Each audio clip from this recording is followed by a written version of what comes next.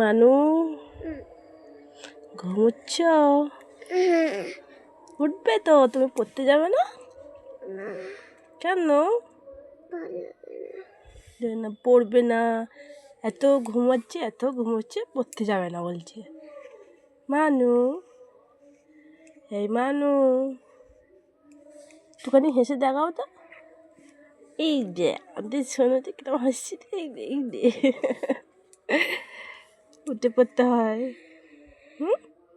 তুমি তো পড়াশোনা করবে, তো প্রাইভেট যাবে না, পড়তে যাবে তো, তুমি উঠে পড়ো। দেখো না কিরম ঘুমাচ্ছে, দুপুরবেলা ভাত খেয়ে শুয়েছে আর উঠছেই না। মানু,